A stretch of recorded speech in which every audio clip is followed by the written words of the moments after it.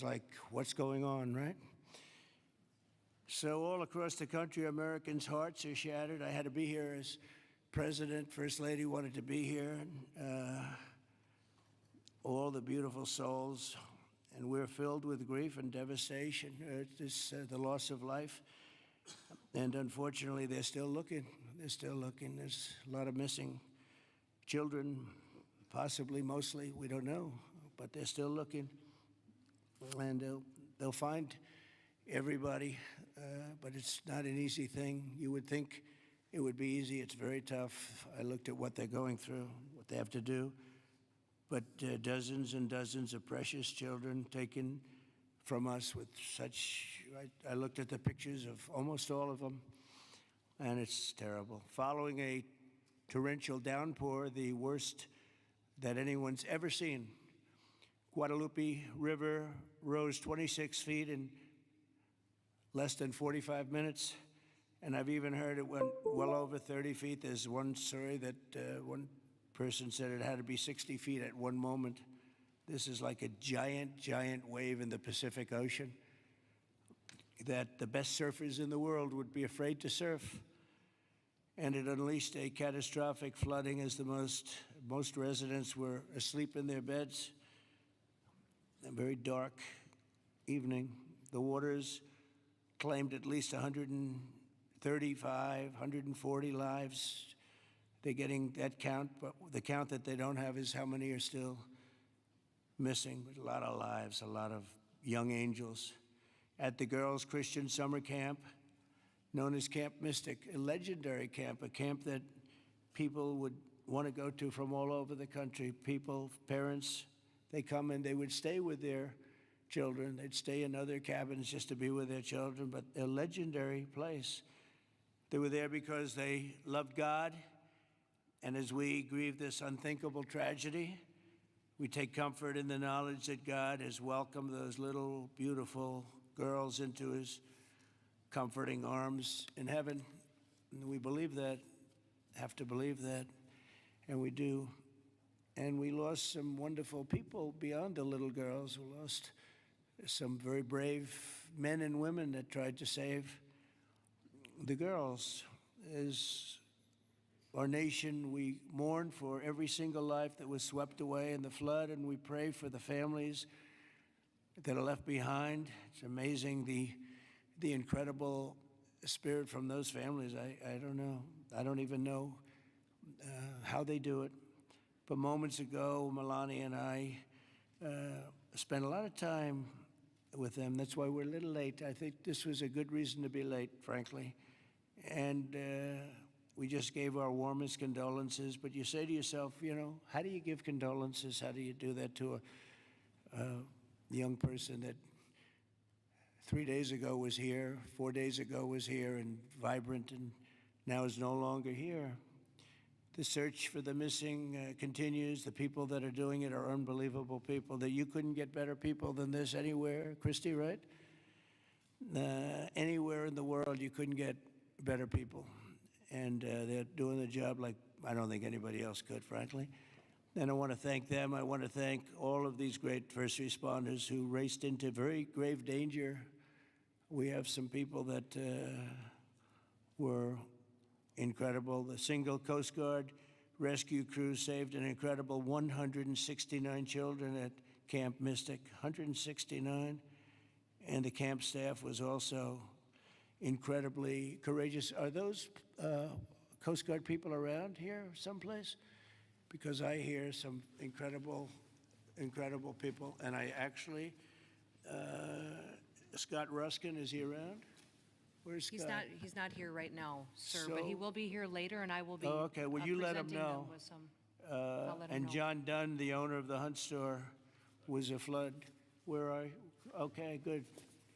We spoke a little while ago, and it sort of, John was telling me some stories about that store, and it was just really amazing. Yes, Mr. President. First, let me correct. I was owner of the Hunt store from 2013 till April of last year, where I actually sold the store to Haley and BB Lehrman, who are excellent operators, and they're on the ground right now in Hunt, leading the effort there together with the fire department, the churches, the schools, what have you. Good. And they're doing a phenomenal job. Good job. My role in it is I had seller finance the deal. And You're so going to bring it back? I'm absolutely going to bring it back. And the together walls with are up, Haley the and two BB. walls are up, and you're Look, going to... there's belief out there that it was a total loss. It's not. A gentleman by the name of Larry Graham put up some incredible walls in 1973. And he's a great engineer, and those walls are still standing. Save the walls. Save the walls. Okay. And the goal is, and I think we can get it done between Haley, BB, myself, and some outside help that we're going to be getting. I think we're going to get it reopened very quickly. Good. I think it's important to get it open quickly because once we do, the community can get back to a sense of normalcy. I think it'll be good for the community. I think it'll accelerate the recovery process. There's a lot that has to be done, but I'm impressed and very pleased with the resources that I think are going to become available through the conversations with Chip Roy, Governor Abbott's office, and others. Good. That we will get it done quickly. Yes, sir. Thanks, John. Good luck with it. Okay, I'm sure you will. The search for the missing is continuing, as you know, and today I especially want to thank all of these incredible people from the Coast Guard, and you'll give my regards in particular to some of the people we mentioned. Every American should be inspired by what's taken place during this short period of time, and I want to thank Governor Abbott. He's an amazing guy. We come very, very close politically and personally, and we've had a tremendous relationship with Texas. I guess Texas brought us together. We were together fine, but now we're together a lot more, and I want to thank Cecilia, your great wife, who's been our friend for a long time. The job you do is really incredible in so many different ways, including with the border and every different way. Admired by everybody. Secretaries, Christino, Brooke Rollins, Scott Turner, and Administrator Kelly Loeffler, they all wanted to be here. Some of them hopped on the plane with me. Senators John Cornyn and Ted Cruz, you're here among us. And thank you very much. Our great Lieutenant Governor, I see you sitting there. I don't know if they even have your name down, but when I'm here, your name is down, right? He's doing a good job, always did. Always did.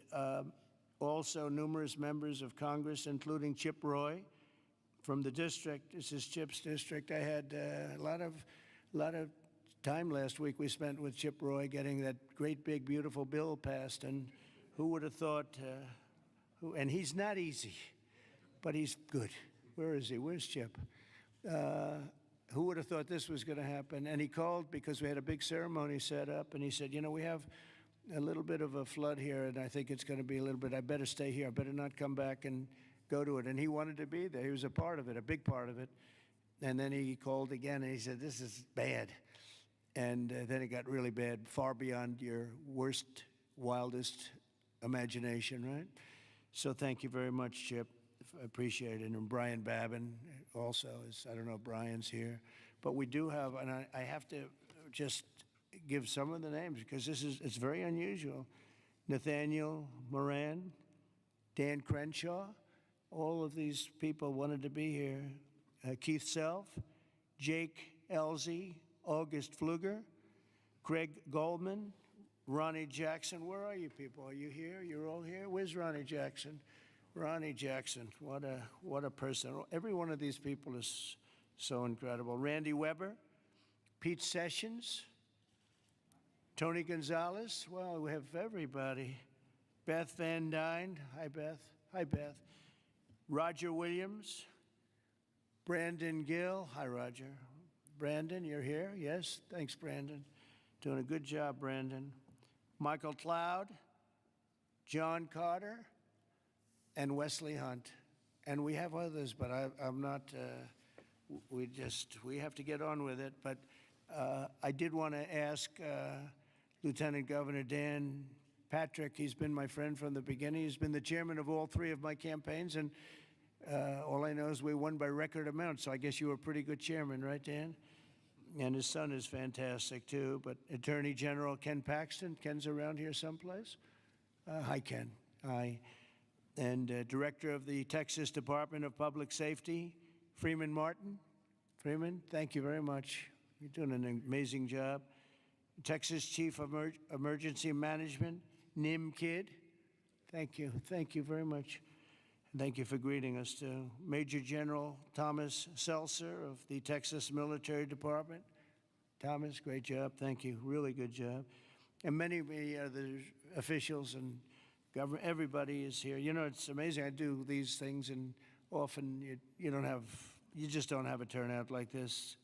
Half of government is here, but my administration is doing everything in its power to help Texas, and I can tell you that, and the governor will be the first to tell you that when the request was made for the emergency funds, Christy, I think we gave it within about 2 minutes, maybe less, and they had everything they needed, right, immediately. So we've deployed over 400 first responders and assisted or enabled more than 1,500 rescues. Amazing, 1,500. Customs and Border Protection and the U.S. Coast Guard have deployed numerous search and rescue crews, and they're all over the territory, and trauma teams. And beyond this area, you know, the governor was saying we've gone a little bit beyond this area. Oh, there's Dr. Phil. Look at Dr. Phil. You're looking good, Phil. This is a hell of a situation, isn't it, huh? FEMA has deployed multiple emergency response units, and FEMA has been really headed by some very good people. We have some good people running FEMA. It's about time, right? We get some good ones. They failed us in North Carolina, but when we got in on January 20th, they fixed it up in no time. And the Army Corps of Engineers is always around and always strong and brilliant. We're also taking historic action to ensure that such a nightmare never happens again. We're going to look and see how can a thing like this, they could say it's a 100-year, somebody said it's a 500-year event. It doesn't, we're not going to let a thing like this happen again where it can wreak this kind of devastation. Earlier this year, I directed a sweeping review of the preparedness and critical infrastructure. I think, again, I have to say, whenever I say that, I have to say that the level of professionalism was incredible. But we'll all work together to find out exactly what can be done, because they do want to rebuild, and they're going to. I just want to say we have a wonderful First Lady, and she's done a great job as First Lady, and she really very special woman when she saw and met the people that we met just a little while ago. It's very devastating. And would you like to say a few words, honey? My deepest sympathy to all of the parents who lost beautiful young souls. Deepest sympathy from all of us, to the community, to everybody who lost a loved one. We are grieving with you. Our nation is grieving with you. We just met with the wonderful families. We pray with them, we hug, we hold hands. They shared the stories, and I met beautiful young ladies. They gave me this special bracelet from the camp in honor of all of the little girls that they lost their lives. So we are here to honor them and also to give the support, help, and I will be back. I promise to them, and I just pray for them and giving them my strength and love. Thank you, honey. It's very nice. Thank you very much. So I just want to say God bless you all, and I'd like to ask Governor Abbott to say a few words, please. Thank you. Well, first of all, thank you, Mr. President, and thank you, First Lady. The first thing both of you mentioned were the lives that were affected by this. Whenever there's a disaster or catastrophe, the first thing we focus on is saving lives, prioritizing those lives. Every minute, every hour counts, and that's what Chief Nim Kidd focused on, what the local officials focused on, what the state focused on, but also what your administration did. On the very day of the flood, you know, the Coast Guard literally saving lives right and left, and we cannot thank you enough for deploying the Coast Guard, deploying the resources, and as you pointed out, immediately when I made a request for a disaster declaration, you and your administration granted that. This is the fastest that I'm aware of any administration responding so swiftly, so collaboratively, so coordinated as we have in response to this. Thank you for that major disaster declaration. It ensures that we're going to be able to more effectively respond and help rebuild. And let me make one thing clear about the Hunt store. We will rebuild the Hunt store very quickly right here in Hunt, Texas. Thank you, Governor. Also, I too want to thank all the first responders, and we have many of our legislators over here. I want to thank them for stepping up and being here constantly, as well as state officials who join with us. And as we've said before, we remain committed. We're here for the long run. We will maintain our operations to search and find everybody that we can, as well as ensure that we're going to rebuild this community from Hunt to Camp Mystic to Kerrville down below. We are committed for the long run, not just to rebuild, but to rebuild in a better way. I have received a lot of detail, even from the president himself, about ways that we can do a better job in the rebuilding process, and we will put all of that to work. We have a special session beginning in 10 days when we're going to start working legislatively to make sure that we address every challenge that the people of this entire region, including the Central Texas region, make sure we help rebuild the families and communities of all of them. But we would not have been able to do that the way that we have had it not been for you, your commitment to Texas. I know you love Texas, and Texas loves you. We appreciate you showing up, and because of your swift and effective response, we're better positioned to deliver on all those commitments than ever before. Thank you, Governor. That's very nice. Thank you very much. Appreciate it. Christy, would you like to say something? Fantastic job you've done. Well, Mr. President, I just want to thank you for coming and being here today, and to our First Lady as well. Your heart is evident for the people of Texas, and by you coming here and spending the day and taking the time to spend so much time with the families, I've spoken with many of them over the last several days, and they're so grateful for you that not only are you here to come and walk alongside of them, but to spend time with them and to deploy resources to help support the governor and his team, I think has meant the world, not just to those that are making the decisions, but to all of those down to the ones who have lost their children and are those who are still looking for their children. So that's the hardest part about the situation we have here today, sir, is that when you have a disaster like this, I believe this is an unprecedented event. I haven't heard in my knowledge, know of a flood that happened like this before. So, you know, in our experience, we know that it's at least a 1 in 1,000 year flood that hit this area in an unprecedented way. And emergencies and disasters are always locally executed. The state manages them, and then the federal government comes in and supports that.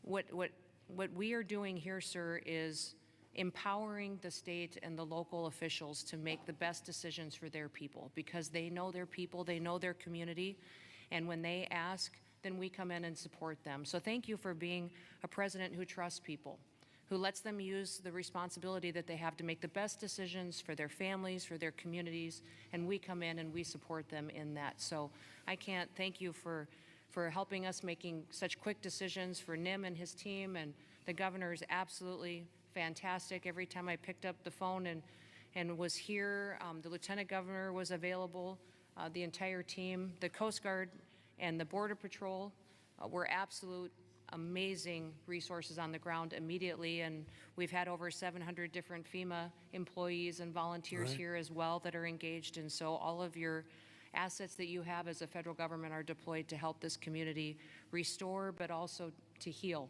I would just ask everybody in the room to remember to love on each other too, and to tell stories and memories, and of that's how the greatest fear when you lose someone in your life is that people will forget them.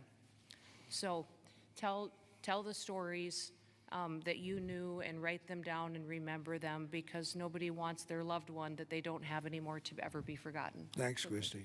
Appreciate it. Nim, would you say a few words, please? Thank you, Done a Mr. fantastic President. job working with Christy and everybody else. Thank you. Go Yes, ahead. sir. Thank you both for being here. Our hearts are broken, but they fuel the engine that drives this response for this community. These local first responders are the best in the nation. They put their lives on the line. Our volunteer firefighters that were out there putting their lives on the line, knowing that their homes were at risk. You have the best in the nation right here at the local level. Governor Abbott declared 21 Texas counties for this weather event under a state of disaster declaration. Your immediate declaration for individual assistance and public assistance will help us rebuild and recover.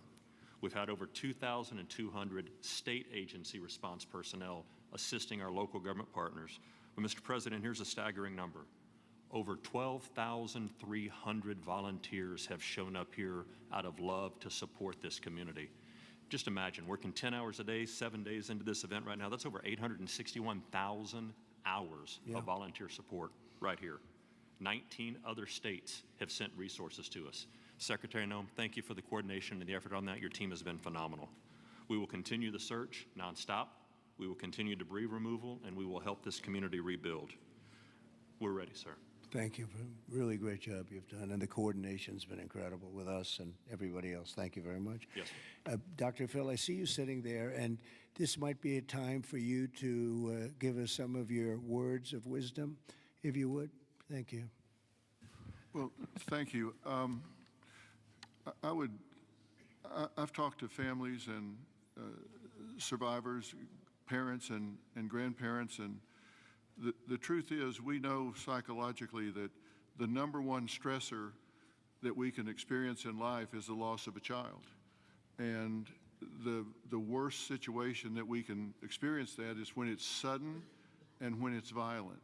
That's the worst thing that can happen stress-wise in life. And you know, it's people say, well, you know, you get over it in time.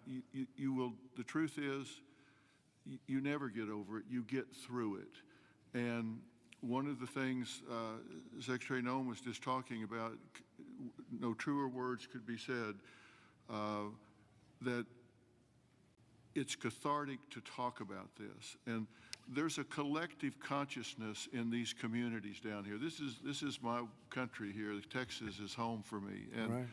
And there's a collective consciousness here. And everybody in these communities suffered this loss at some level. And so everybody shares that. And so everybody shares the healing. And that will come through here. Everybody will rally together. And this is about faith, and it's about family, and it's about it's truly about community. And it says Texas Strong on the front of the desk that you're sitting at, and that's true because people will come together. And we need to realize that giving this a voice, and if you see someone in the store, everybody wonders, you know, do I say something to them? I know they lost a child or a grandchild. Do I bring it up, or because they look like they're doing okay? The answer to that question is an unambiguous yes. You don't ever let them think you've moved on from it. It's okay to go and say, hey, look, I know about the loss. I share that with you, and I love you, and we won't forget this, because these bright lights will go away. Another headline will come along, and people move on. Let them know we don't forget. We don't forget the loss. It will never go away, and we remember it.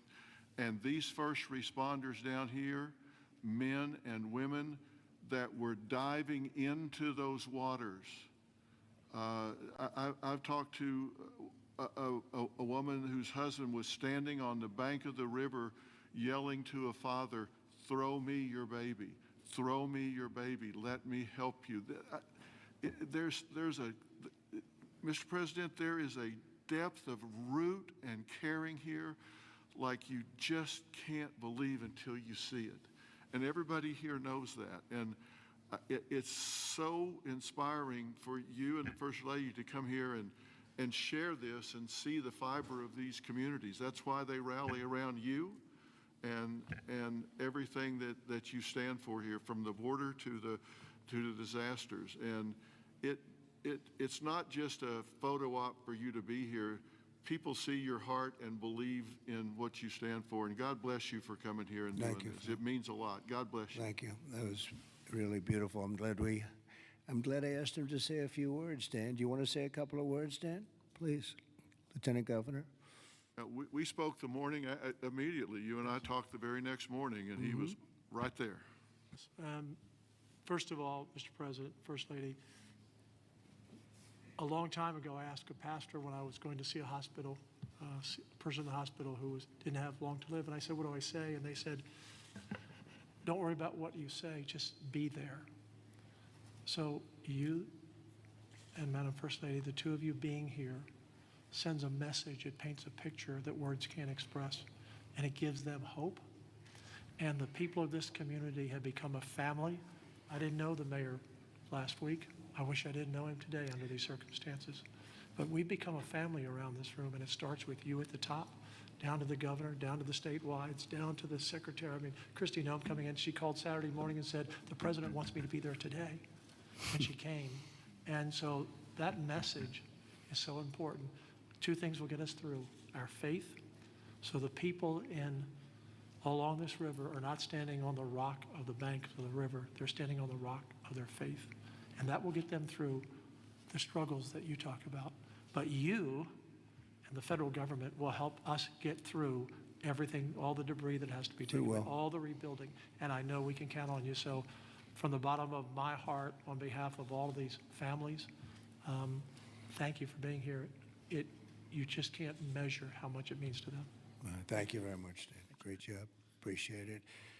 Do you want to take a couple of questions, Governor? Would you want to do that? Do you want to? Sure. Is the press going to be respectful of this event, this horrible event, this horrible tragedy? Please, yes. Go ahead, please.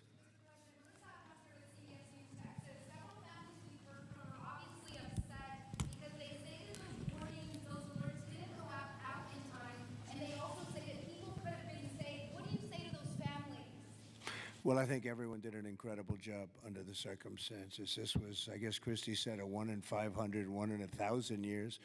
And I just have admiration for the job that everybody did. There was just admiration.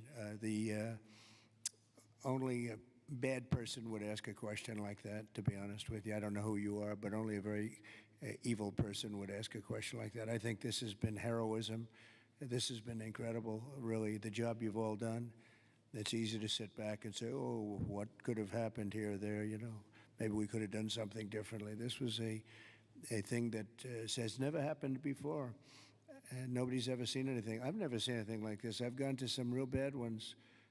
I've never seen anything like this. So I admire you, and I consider you heroes and heroine. And I think you've done an amazing job. Brian, go ahead, please. Thank you, Mr. President. If I could ask you, who was the first person to contact you to notify you that this tragedy was unfolding? Probably Christy, but I was notified by a lot, and Chip called also. Chip was here for, he thought it was going to be a little flood. He was going to miss the signing for the big, beautiful bill. And he called to apologize. He said he's going to be delayed because of a little flood, and the little flood turned out to be the biggest flood anyone's ever seen. So Chip, but Christy called right away. She was there. I looked the next morning. She was right there on the ball. So I just want to say, as a native Texan, I've received hundreds of messages. I told you that the other day, but I want to tell our representatives that are here in the crowd today, thank you for your response. This is Texas Strong. President Trump, this is America First policy in terms to responding to a tragedy like this. Thank you on behalf of Texas as well. Thank you very much. Well, that's a nice reporter. That's a nice question. That's a nice, but I like his statement even better. Thank you very much, Brian. That's very nice. Yeah, please, go ahead. Great to see you, President Trump. Thank you. Thank you, First Lady Melania, for being here. I'm born and raised in Texas, and there's not a person in our state who hasn't been impacted by this tragedy. But what's been so disheartening recently are these ghouls on the left, like Jasmine Crockett and the left-wing media, who want to point fingers and play partisan games and fundraise off of this crisis. And what I love about Texas is we come together in a crisis across party lines, ideological lines. So what is your message, and maybe Governor Abbott as well, to these folks on the left who are using this to gain partisan points in viral videos? Well, I'll start off by just saying, you know, they've lost their confidence. They've had a tremendous run of bad talent. I don't say bad luck, I say bad talent. And all they want to do is criticize. And I hope we can someday be bipartisan, but all they like to do is criticize. And they're getting just absolutely clobbered because everyone sees what an incredible job the governor did. Everybody in this room, everybody at this table in particular, but everybody in this room did an incredible job. And the public knows it. You know, the public's wise to it. They have their soundbite. They send out a soundbite, and it's supposed to be, you know, you're supposed to say that. And if you don't say that, they throw you out of the party. No, they've lost, honestly, they've lost their confidence. I see some of the people they're putting forward, and those people will only ruin our nation. Our nation, a year ago, was dead. And it was going down, but it was dead. And now we have the most successful nation anywhere in the world. You take a look. I was with the King of Saudi Arabia. I was with the leaders of the world recently at NATO. Every one of them said the same thing. They said, you know, it's the most amazing thing I've ever seen. Your nation was dead 1 year ago, and now you have the hottest nation. It's the hottest nation, hottest in quotes. It's the hottest nation anywhere in the world. Every leader is saying that we're the hottest nation in the world. We've all gotten together. We've done a great job. This state has been unbelievable. I work so well with the governor and with your senators and with everybody in this state. We get it done. We've had some pretty big problems here with the floods and all the different things that we've worked out, and we respond very quickly, and they respond very quickly, and they spend their money wisely. You know, we give them a lot of money, but they spend it wisely. I can't say that's true always. Sometimes we give money and they don't spend it so wisely. They spend it very, very foolishly. So, Governor, do you want to say a few words? Sure. You know, one thing that you pointed out that we all know about Texans is part of our bloodstream, and that is we're Texas tough. We're made for challenges. I read a piece the other day. I'll just quote one line from, and that is, when the rivers rise, so do we, and we rise to the occasion. And the way that we do that is by everybody working together. We are one team united. We are Texans, and fighting as Texans, we're going to rebuild not just Kerrville or Hunt or Kerr County, but across the entire state, across regions. We're going to come together and fight together and ensure that we elevate even better, keeping foremost in mind exactly what Dr. Phil was talking about. As we rebuild, we've got to constantly comfort the families of those who have suffered a loss. Those two things combined, and we will be our quintessential selves, and that is Texas tough, Texas resilient. Thank you very much. Go ahead, sir. Mr. President, first the of all, blue shirt. thank you for No, right over here. Go ahead. I'll wait for Chip. He's my representative. I'll wait for him. Mr. President, if I could just jump in and just say one thing, Yep. which is I can't thank you enough. When I called you on Friday, you said whatever you need. When I called the secretary's office, she called me within 15 minutes and said whatever you need, and then she came here this weekend. I've never seen such a quick response and such a focus on delivering for the people. But importantly, I want to thank all of my colleagues in the House sitting right over there. Every single one of them called me personally. Every single one of them reached out to this team that the governor was just talking about, the team effort to deliver for the people of Texas. They're here now, not here at a microphone. They're here just to be here because they believe in this state and they believe in what you're doing as the president and they believe in what the governor's doing. And importantly, this morning, I was at a press conference for the Community Foundation of the Hill Country, which has raised over $30 million from the great, people of this state and from around the country, and they sent checks out today of $5 million to people in this community to help them with cash for people, for small businesses, first responders, and all the people that need help to reunite. And the final point I'll just say, for all of the media clamoring to ask that ridiculous first question and try to point fingers, the governor said it best when he said that pointing fingers is for losers. This state is about looking forward, and we'll figure out how to make our systems the best they can be. But importantly, when you see 26 feet of water rising a foot per minute, don't go around pointing fingers. The people in this community rallied around to help people, and that's the enduring image. Those little girls from Camp Mystic who were singing hymns as they watched the damage as they left that camp coming out of there. And that's who the people of Texas are. And I thank you, Mr. President. Thank you very much. And, two words, unity and competence. If you were to ask me two words that I've seen here, one is unity. The unity has been unbelievable. And then the competence of the Coast Guard and some of the people within the Coast Guard that saved a lot of lives. They went out and they saved a lot of lives. But there were others other than the Coast Guard. But I would say competence and unity, the way everyone has just pulled together. It's rare that you see this. Mr. President. Again, I've been to so many, and I've seen bickering and fighting, and just it doesn't work the same way. This has been amazing. This is the biggest because I've never seen one like this. Neither has anybody else, by the way. Yes, please. Hey, it's Yes. Joe Pags, Mr. President. It's been a while since we've seen each other. Obviously, the staffing was where it needed to be. In fact, it was heavier than it should have been because of the holiday weekend. Whatever they're saying in the left news isn't the truth. You're a developer, though. At 1 o'clock in the morning, the technology only goes as far as it goes.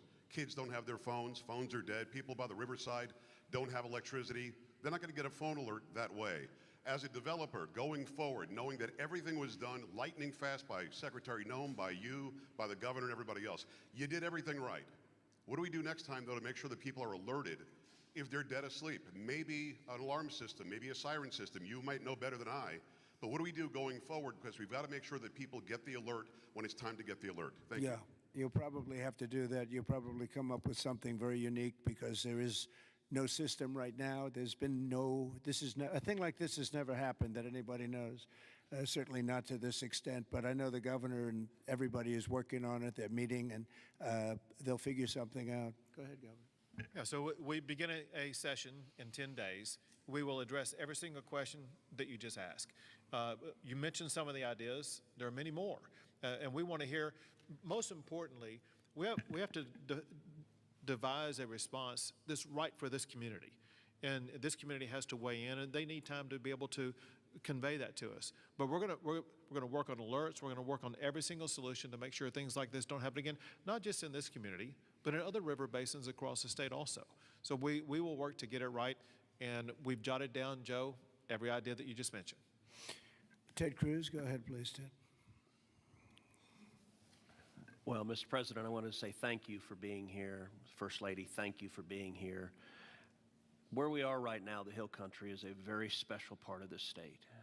It is universally considered the most beautiful part of the state. You've got rolling hills. You've got these incredible, peaceful, wonderful rivers. The Guadalupe River, just about all of us have been swimming in that river, floating in that river. And one of the things that's really special about Kerr County is there are 40 summer camps here. This is a place where all across Texas our kids go.